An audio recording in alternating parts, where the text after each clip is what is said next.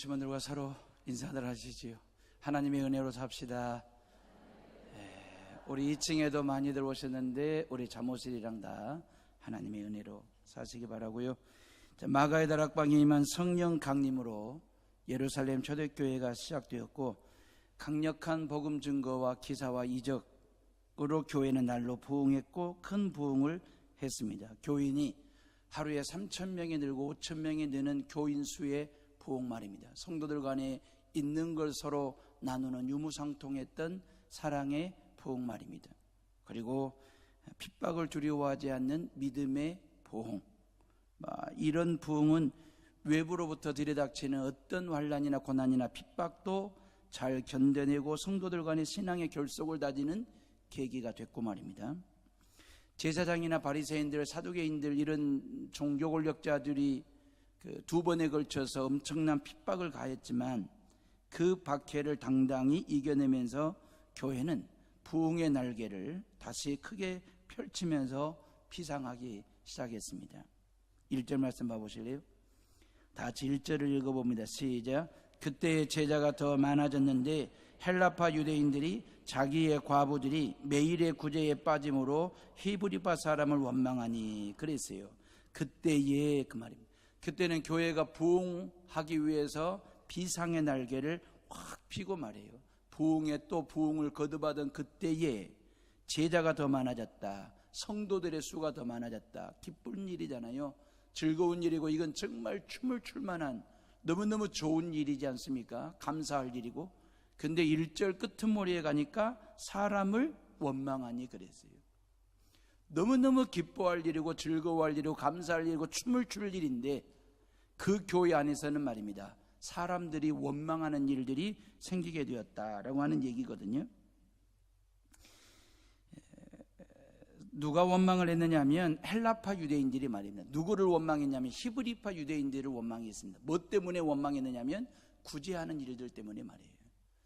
여러분, 구제한다라고 하는 건 나누고 섬긴다라고 하는 거지 않습니까? 물론 돈의 문제가 있고 재정의 문제가 그 이면에 있지만 이 구제하는 것 자체가 얼마나 덕스러운 일이고 좋은 일이고 귀한 일인데 그 일 때문에 원망하는 사람들이 생겼다. 이게 지금 초대교회의 실상이거든요. 어찌 보면 외부로부터 들이닥치는 이런 환난이나 고난이나 핍박에 대해서는 교회가 나름대로, 성도들이 나름대로 잘 대처하면서 이겨내고 잘 막아냈습니다. 오히려 그 박해를 박살낼 정도로 잘 이겨내고 막아냈는데 내부에서 말이에요, 내부에서 생긴 어떤 알력이나 충돌이나 갈등이나 이러한 원망거리들이 말이에요, 이건 막아내지를 못하고 있는 초대교회의 모습이거든요. 이미 사도행전 5장에서 아나니아와 삽비라 부부 사건을 통해서 한번 홍역을 치렀지 않습니까? 초대교회가. 근데 이건 또 다른 내용의 형태의 이 홍역을 치르게 될 상황이 되었으니까 말이에요. 구제라고 하는 것은 말입니다, 사랑의 관점에서, 섬김의 관점에서 들여다보면 이 일보다 더 좋은 일이 없어요. 덕스러운 일이 없습니다. 은혜스러운 일이 있을까요? 근데 이 구제를 바라보는 관점이 어떤 정치적인 관점이 되거나 경제적인 관점으로 들여다보거나 아니면 감정선을 건드리는 관점에서 들여다보면 이 구제하는 일만큼 어렵고 복잡하고 그리고 원망스러운 일이 생길 만한 여지를 가지고 있는 일이 나누고 베푸는 구제하는 일이 될 수도 있다라고 하는 것이죠. 이제 우리는 2주간에 걸쳐서, 다음 주는 정교인 한마음 건잔치니까요, 그 다음 주에 이렇게까지 이런 갈등과 원망을 초대교회가 어떻게 풀어냈는지를 살피면서 우리의 신앙을 다시 한번 점검하고 좀 진단해보는 그런 시간을 갖도록 하겠습니다. 자, 헬라파 유대인, 히브리파 유대인, 똑같은 유대인인데 이들은 기질적으로 하나가 될 수 없는 역사적인 배경을 가지고 있는 사람들입니다. 이질감을 가지고 있는 사람들 말이에요. 한마디로 말하면 본토박이들과 타향살이, 타관에서 살다가 들어온 사람들 말이에요. 그래서 헬라파 유대인들은 어떤 사람들이냐, 팔레스타인이라고 하는 고국을 떠나서 헬라 문화권, 그러니까 터키나 그리스나 이집트와 같은 헬라 문화권에 가서 살면서 디아스포라잖아요. 이제 그렇게 살면서 거기서 헬라어를 쓸 수밖에 없는 사람들, 그러면서도 타국에서 생활하면서도 유대인으로서 여호와 하나님의 신앙을 지켰다라고 하는 긍지와 자부심을 가지고 살던 사람들, 그러면서 나이 들어 늦음막한 나이에 다시 고국으로 돌아오고 고향으로 돌아오는 혼자 된 여인들이나 아니면 그런 나이 들어 노년에 이제 다시 고국으로 고향으로 돌아온 예루살렘에 있는 헬라파 유대인, 그렇게 얘기를 하는 거예요. 그 히브리파 유대인들은 누구냐면 팔레스타인을 고국을 떠나본 적이 없어요. 그리고 히브리어를 쓰면서 아람어죠. 아람어를 쓰면서 철저하게 나라와 민족을 지키는 일과 율법을 지켰다라고 하는 긍지와 자부심을 가지고 살아가는 본토박이들, 이게 바로 히브리파 사람들이거든요. 그냥 살아온 삶의 배경이 달라요. 언어가 다르고 문화가 다르고 살아온 삶의 방식이, 앞으로도 그 방식이 서로 다른 이질감을 가지고 있는 헬라파 출신 유대인들과 히브리파 출신 유대인들이 있었다라고 하는 거죠. 이들은 성향상 이질감이 있는 사람들이에요. 그러니까 예수님 당시 예루살렘 시내 안에 480개의 회당들이 있었습니다. 480개의 회당은 어떤 거였냐면 성향이 비슷한 사람들끼리 모일 수 있는 회당의 구조였어요. 그러니까 헬라파 유대인들은 헬라파 유대인들이 모이는 회당에 얼마든지 모일 수 있고 그랬잖아요. 근데 교회는 그게 아니지 않습니까? 그리스도교라고 하는 것은 예수 안에서 모든 사람들이 하나 되자는 거 아니겠습니까? 그렇기 때문에 교회 안에는 헬라파 출신 유대인들과 히브리파 출신들 전혀 여러 가지 모든 언어도 다르고 이질적인 문화를 가지고 있는 그들이 한 장소 한 곳에 모아놓은 게 예루살렘 초대교회가 된 거거든요. 그러니까 얼마든지 갈등하고 충돌을 일으키고 알력을 일으킬 만한 소질을 가지고 있는 사람들을 모아놓았으니, 그러다가 이제 구제하는 일로 인하여 히브리파 본토백이들 말입니다. 박힌 돌들 아니겠습니까? 헬라파 유대인들은 굴러들어온 돌들 아니겠습니까? 굴러들어온 돌들이 왔을 때에 박힌 돌 히브리파 유대인들이 구제하는 데 있어서 차별한다고 생각한 거예요. 섭섭해진 거예요. 서운해진 거예요. 그러면서 원망이라는 폭탄이 초대교회 안에서 뻥 하고 터지게 된 것이거든요. 또 다른 문제가 교회 안에 생기게 된 것이거든요. 자, 독특한 성향을 가지고 있는 사람들을 교회라는 울타리 안에 모아놨으니, 그러면서 묘한 감정선을 건드리게 된 거죠. 사람이란 먹는 것 가지고 참 그럴 수 있어요. 그러다 보니 결국 교회 안에 원망의 소리가 이제 나오게 됐고, 그게 이제 교회 안에 위기가 된 거거든요.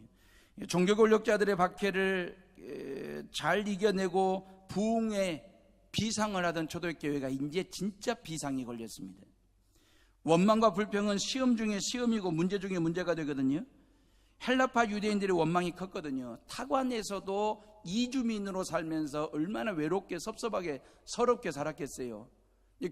그러면서도 우리는 여호와 하나님의 신앙을 저버리지 않고 지켰을 뿐만 아니라 그 믿음을 가지고 다시 고국으로 고향으로 돌아왔는데 본토배기들이, 박힌 돌들이 우리를 굴러들어온 돌로 취급한다, 외면한다, 무시한다. 그런 어떤 감정선이 무너지면서 이제 원망과 불평이 나오게 된 케이스거든요. 구제하는 일 자체 가지고는 원망스럽지가 않죠.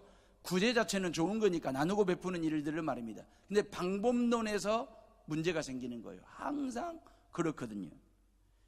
만약에 말이에요, 이런 문제들, 이런 원망과 불평의 문제들을 사도들이 굴러들어온 돌이 박힌 돌을 뽑으려고 하면 돼, 그러면서 헬라파 유대인들을 나무라거나 탓하거나 당신들 이렇게 원망하고 불평하려면 교회 나오지 마, 뭐 이런 식으로 대처했다고 한다면 아마 초대교회는 4분 5열 박살이 났을 겁니다. 박해를 박살낸 교회가 박살날 위기에 처한 거죠. 무엇 때문에? 내부적인 진통과 갈등 때문에 말입니다. 원망하고 불평하는 사람들은 필요 없어, 뭐 이런 식으로 대처했다면 교회, 초대교회는 어떻게 됐을까라는 생각을 한 번쯤 상상을 해보시고, 이 가지는 삐뚤어져서 필요 없어 잘라내, 저 가지는 너무너무 가느다랗고 약해서 별 쓸모가 없을 것 같아, 그거 잘라내, 이 가지는 개념 없이 너무너무 두껍고 큰 거야. 그래서 그거 필요 없어 잘랐네. 가지는 위로 뻗어야지 왜 밑으로 뻗어서 볼품 없어? 그거 잘랐네. 그래서 이런저런 가지들 약하다고 길다고 두껍다고 볼품 없다고 쓸모없다고 다 잘라내버리면 그 원줄기 나무는 어떻게 되겠냐 그 말이에요. 그 나무는 죽어요. 그 나무가 살 수 있는 것은 그 나무 원줄기에 더덕더덕 붙어있는 원줄기가 볼 때에 이래저래 두껍다 가느다라다 길다 크다 모양새가 어떻다 상관없이 모든 가지들이 여기저기 붙어있기 때문에 나무로서 자라다가 나중에는 거목이 되는 거거든요. 교회도 마찬가지입니다. 부족하다고 자르고 연약하다고 무시하고 흠과 흉과 티가 있다고 쫓아낸다면 그 교회는 죽어요. 잘난 사람은 잘난 교회로 모이고 못난 사람은 못난 교회로 모이고, 그러면 교회는 요지경 속에 되는 거죠. 배운 사람들만 따로 모이는 교회를 만들고, 그죠? 잘난 사람들 따로 모이는 교회를 만들고, 있는 사람들 가진 사람들만 모이는 교회를, 성공한 사람들만 모이는 교회를 따로 만들어 가지고 실패한 사람들, 없는 사람들, 가난한 사람들은 교회 문턱 넘어오지 못하도록 문턱을 높이 올려버렸다고 한다면 한국 교회는 어떻게 됐을까? 그 교회는 짜가인 것입니다. 여기도 짜가교회, 저기도 짜가교회, 짜가가 판을 치는 한국교회가 될 수도 있습니다. 교회는 별의별 다양한 사람들이 모여서 하나님을 예배하고 성도들 간에 교제하는 곳이에요. 하나님 앞에서는 있는 자 없는 자 구별하지 않습니다. 배운 자 못 배운 자가 따로 있는 게 아닙니다. 배웠다고 성공했다고 우대하는 것도 아닙니다. 예수 그리스도의 십자가의 보혈의 핏값이 새겨진 저와 여러분들 말입니다. 이 시간 저와 여러분들이 하나님을 예배할 수 있는 것은 예수 그리스도의 십자가의 핏뿌림이 모든 사람들에게 똑같이 그 예수의 보혈의 피가 뿌려졌기 때문에, 그리고 그 예수 그리스도 십자가의 핏값이 매겨진 존재, 그래서 목사인 저도 예수짜리, 여러분들도 예수짜리, 목사도 예수짜리, 장로님들도 예수짜리, 교회 학교 아이들도 다 예수짜리예요. 똑같은 사람입니다. 교회 안에서 성도들 간에 이런저런 차별, 그것이 원망과 불평과 갈등의 소지를 제공하는 그런 교회가 되거나 그런 생각을 우리가 가지고 있으면 아니 된다 그 말이에요. 예수 안에서 우리 모두는 다 똑같은 사람들입니다. 예수짜리입니다. 물론 성도들 간의 생김새의 차이는 있을 수 있습니다. 그러나 존재의 차이는 없습니다. 이름이 다르고 고향이 다르고 생각이 다른 것이야 당연한 것이지만 하나님의 자녀됨과 구원의 본질에서는 차이가 없고 차별이 없다 그 말이에요. 목사인 저나 여러분들 모두가 다 하나님 앞에서 똑같은 존재라는 사실을 기억하시고 서로가 서로를 존중히 여기시고 배려하시고 사랑하시고 축복하며 살아가는 성도들 되시기를 주의 이름으로 축복합니다. 헤어름이라는 나무는 긴 가지도 있고 짧은 가지도 있고 두꺼운 가지도 있고 얇은 가지도 있고 모난 가지도 있고 약한 가지도 있습니다. 이런 가지들이 모이고 모여서 붙어서 하나님을 예배하니 더 아름답고 튼튼하고 든든하게 여수 땅의 거목으로 자라가고 있는 헤어름교회인 줄로 믿으시기를 주의 이름으로 축원합니다. 여러분, 초대교회와 12사도들은 성경의 가르침대로 구제사역을 했어요. 성경의 가르침이 뭡니까? 고아와 과부와 그리고 나그네들을 먼저 우선으로 구제하라고 성경은 그렇게 말씀하셨잖아요. 그래서 이런 교인들을 구제하기 위해서 초대교회는 구브로 출신 바나바와 같은 사람이 사도행전 4장 끄트머리에 보니까 등장을 해요. 바칠 판돈을 가지고 와서 사도들 앞에 기부 헌금을 합니다. 그걸 가지고 가난한 사람들을 구제하는 일에 사도들이 써요. 그러면서 제2의 바나바가 등장하고, 그러면서 교회는 서로 성도들 간에 유무상통하는 그런 사랑의 교회가 되지 않습니까? 이렇게 좋은 일, 보람 있는 귀한 일을 하면서도 원망이 생기고 문제가 생길 수 있는 곳이 교회구나.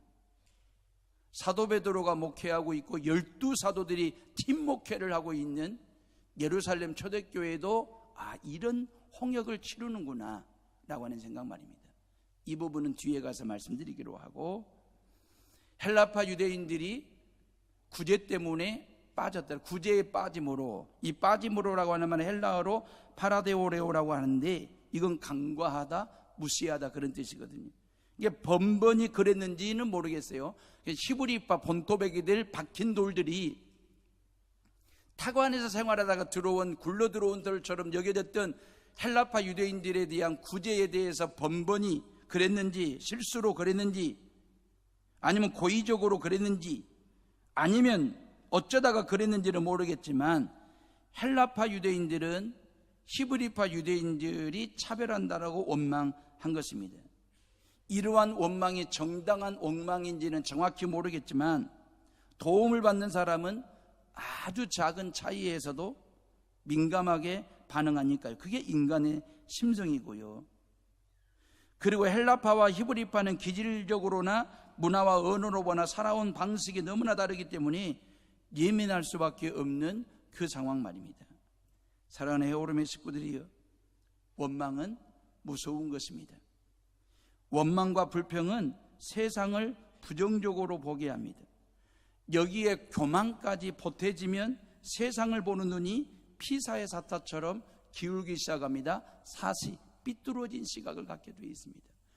원망과 불평과 교만 말입니다. 온불교가 되면 안 되는 거예요, 우리가. 그러면 우리는 피사의 사타처럼 보는 관점과 해석하는 이 관점이 말이에요, 기울게 되어 있어요. 사시 말입니다. 삐뚤어진 시각을 가지게 되어 있다라고 하는 거예요. 이스라엘 백성들이 광야 생활 중에 멸망하게 된 이유가 뭡니까? 이스라엘 백성들이 출애굽을 하고 난 후에 광야에서 이런저런 원망과 불평을 모세에게 막 쏟아냈잖아요. 출애굽기 16장 8절에 모세가 또 가로되 여호와께서 저녁에는 너희에게 고기를 주어 먹이시고 아침에는 떡으로 배불리시니 이는 여호와께서 자기를 향하여 너희의 원망하는 그 말을 들으셨음이니라 그랬어요. 여호와께서 자기를 향하여 너희의 원망하는 그 말을 들으시니라.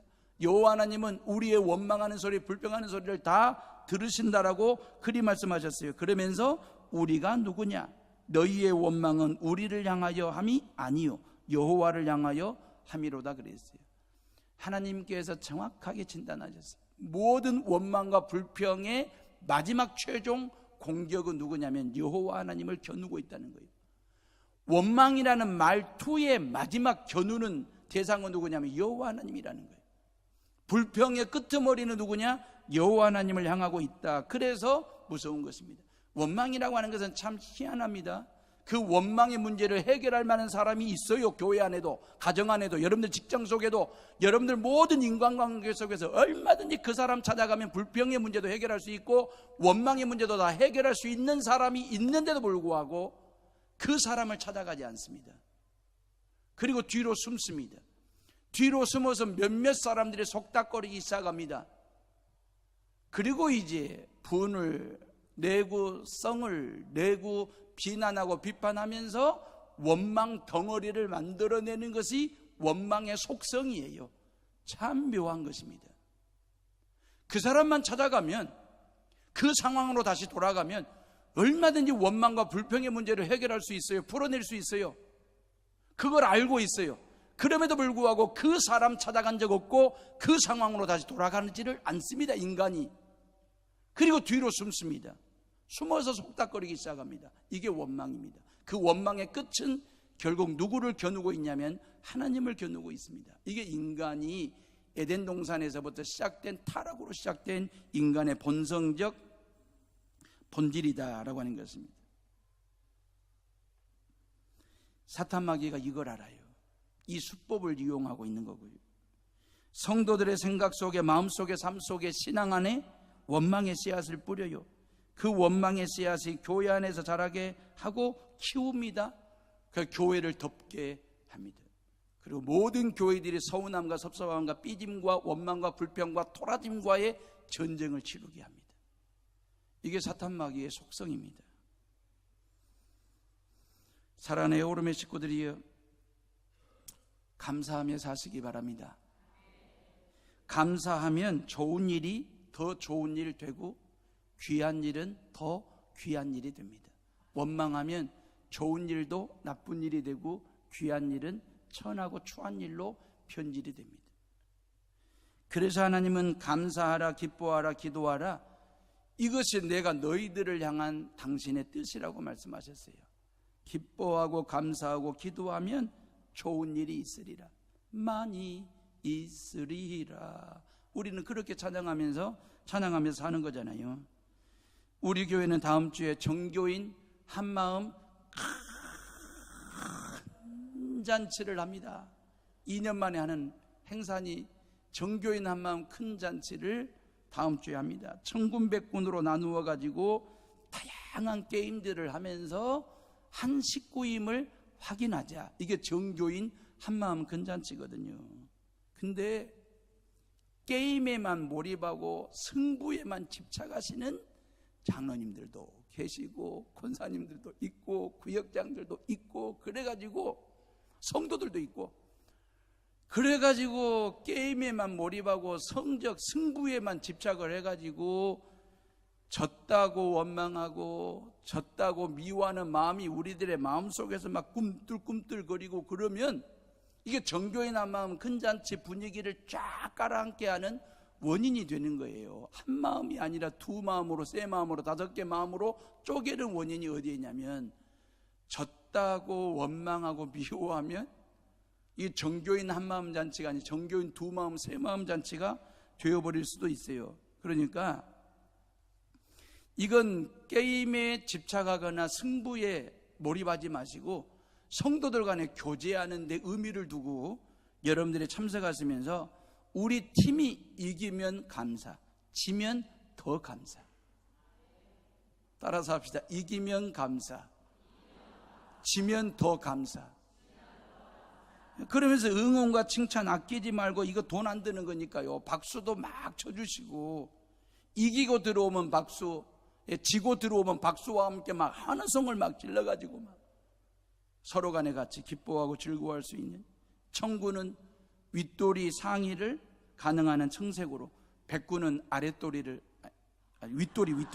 윗도리를 가능한 한 백색으로 입어주시고 반드시 청색과 백색을 입어야 된다는 얘기가 아니고 누가 봐도 저 사람은 백군이구나, 누가 봐도 저 사람은 청군이구나라고 하는 걸 느낄 정도로 인정할 정도의 색상으로 여러분들이 입고 오시면 되고, 목사인 저는 저희 집사람이나 같이 청군도 백군도 아닙니다.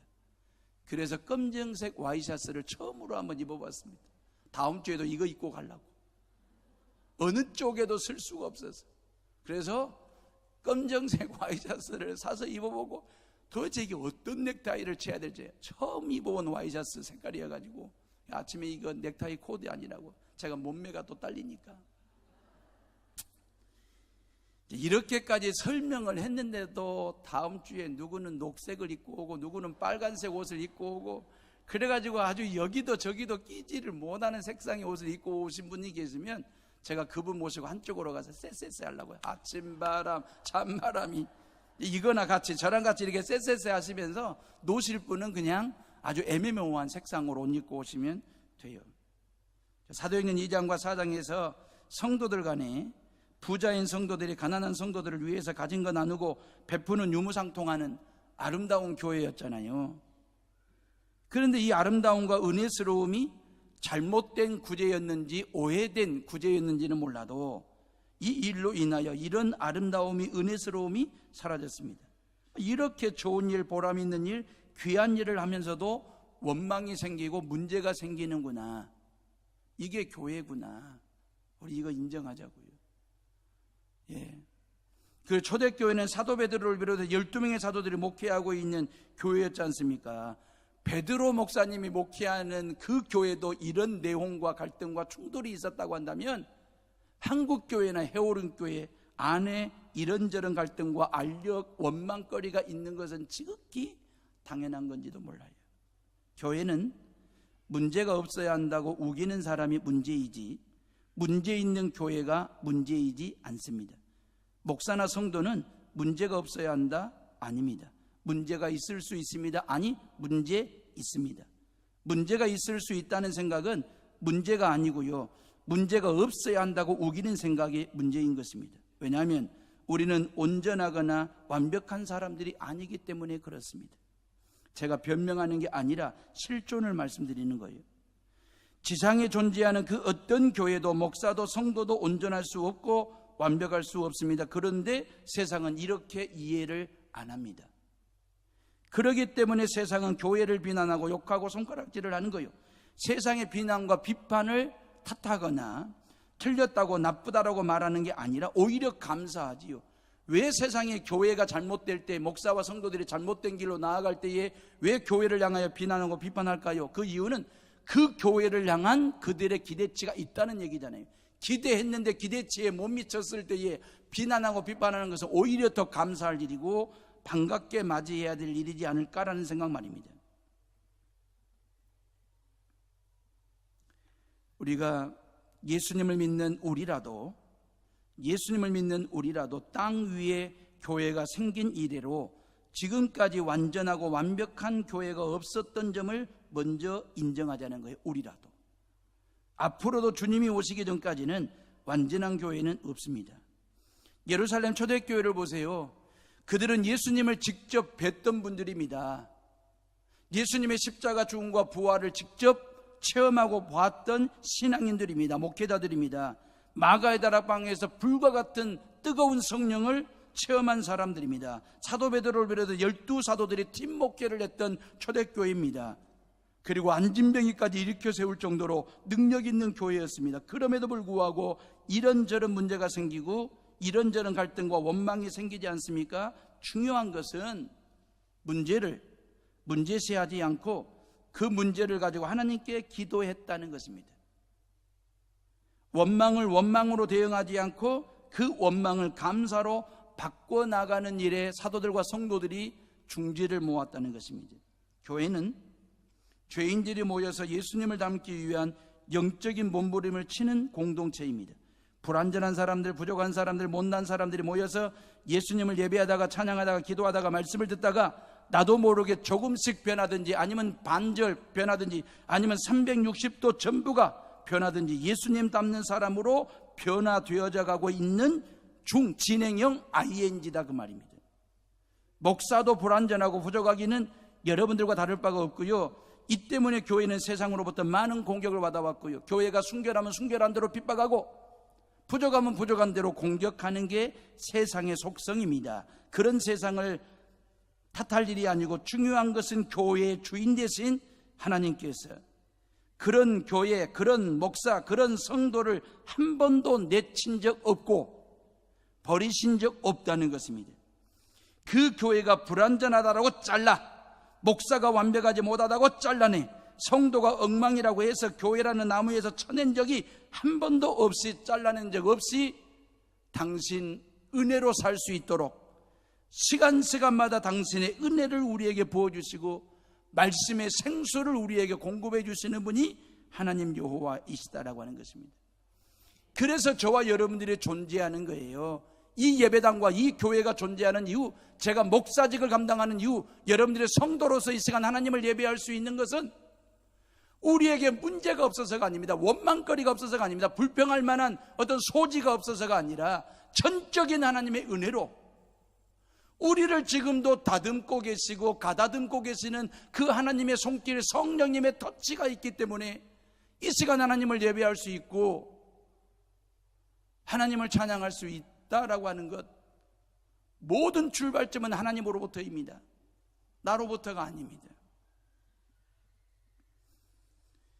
최초의 인간 아담과 하와가 선악과를 따먹지 말라 하신 하나님을 원망하면서 어그러지고 짜부러졌잖아요. 허물어졌잖아요. 그러듯이 최초의 교회, 예루살렘 교회도 그렇게 어그러지고 넘어지는 것입니다. 이런 모습이 지상에 존재하는 모든 인간과 교회의 본질적인 모습일 수 있습니다. 그래서 전능하신 하나님, 완벽하시고도 완전하시고도 온전하신 하나님을 우리가 예배해야 될 이유는 바로 그것입니다.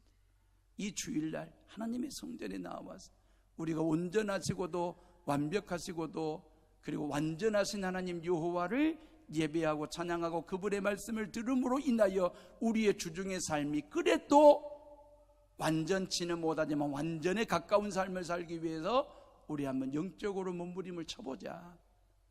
그래서 주일이 있는 것입니다. 그래서 이 예배가 우리에게 존재하는 것입니다.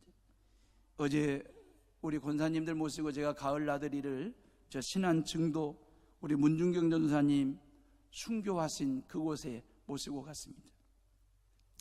부모님이 맺어준 짝이기 때문에 어쩔 수 없이 문중경 어린 나이에 이쁜 얼굴 가지고 시집을 갔는데 남편이 결혼하기 전에 사귀던 여자가 있어가지고 신혼 초에 쫓겨남을 당합니다. 지금으로부터 100년 전 섬에서 남편에게 버림받은 여자의 모습은 죽은 목숨과 다를 바가 없는 그런 절박한 처절한 삶이었다고, 인생이었다고 그래요. 그러니 남편에게 버림받은 이 문중경이 어디 갈 데가 있어야죠. 받아주는 데 없고. 근데 시아버지 되신 분이 그 며느리가 불쌍해가지고 한글을 가르쳐 주더라고요. 그리고 이제 목포로 나와가지고 이제 싹바느질을 하면서 어렵게 생계를 꾸려가는데 뭐 자식도 없으니까 혼자 된 몸으로. 그러다가 목포에 있는 북교동 교회 교인을 통해서 예수님을 만나게 됩니다. 그 북교동 교회에서 이성복 목사님이 오셔가지고 부흥성회를 할 때에 예수 그리스도를 인격적으로 만나요. 성경을 많이 읽고 공부하다가 지금의 서울에 있는 서울신학대학, 그때 경성 성서학원을 다니게 됐고 신학을 공부해가지고 다시 고향 신안 증도로 돌아옵니다. 전도사가 돼가지고.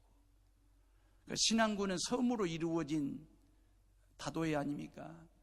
그런 섬들을 그때 100년 전에 말입니다. 돛담배, 풍선배, 돛담배를 타고 섬을 다니고 복음 전하고 그러면서 교회를 세우는데 100개 교회를 세웁니다. 그리고 문중경 전도사를 통해서 한국교회 기라성 같은 영적인 지도자들이 나오지요. CCC 총재였던 김중곤 목사님뿐만 아니라 정태기 목사님과 이만신 목사님, 이런 분들이 그 문중경 전도사님의 신앙 지도를 받아가지고 지도자가 됩니다. 신안 증도에 갔더니 이 증도는 지금도 2,000명이 사는 섬인데 90% 이상의 예수 믿는 그리스도인들입니다. 2,000명 섬 주민들 중에. 근데 그 증도의 메인도로가 도로명으로 바꾸면서 문중경 길이라고 하는 도로명을 만들었어요. 그 메인도로입니다. 그 메인도로를 통해서 수많은 사람들이 걷고 달리고 수많은 차들이 달립니다. 문중경 길을 달립니다. 그 길은 그녀가 주를 위하여 순교하면서까지, 한국전쟁 당시에 순교하면서까지 자기 몸으로 낳은 자식은 한 명도 없지만 영적으로 수많은 지도자들을 영적으로 배출하고 나오면서 문중경 길, 이게 구원의 길을 닦았고 복음의 길을 닦아놓았습니다. 남편에게 버림받았을 때 원망과 그 남편에 대한 미움으로 살던 한 여인이 예수님 만나가지고 예수님을 신랑으로 모시고 난 이후에 그의 인생이 달라졌습니다. 그리고 문중경 길을 만들어낸 한 여인의 숭고한 헌신과 순교의 삶이 있었습니다. 미국 사람들은 국가적인 위기가 생길 때마다 모든 고속도로 표지판 밑에다가 Back to the Bible이라는 글귀를 새겨놓는다고 그래요. 국가적인 위기가 생길 때마다 Back to the Bible, 다시 성경으로 돌아가자. 다시 성경으로 돌아가자. 이 나라 이 민족 국가적인 위기가 어디에서 왔는지, 내 개인의 위기와 원망거리가 어디에서 왔는지 다시 성경으로 돌아가서 다시 되짚어보자. 저와 여러분들 모르겠습니다. 개인적으로나 가정적으로 어떤 위기가 있는지, 어떤 원망과 불평할 만한 일들이 있는지는 모르겠지만 그 위기 상황에서 다시 Back to the Bible, 성경으로 다시 돌아가십시오. 여러분들의 신앙의 자리로 다시 돌아가십시오. 기도의 자리에 다시 서보십시오. 그리고 주님을 바라보시기를 바랍니다. 그리고 문중경 길이 나듯이 여러분들을 통해서 이 땅에 구원의 길을 내고 복음의 길을 내는 성도들 되시기를 주의 이름으로 축복합니다. 축복합니다. 이 시간 조용히 묵상하며 기도하겠습니다.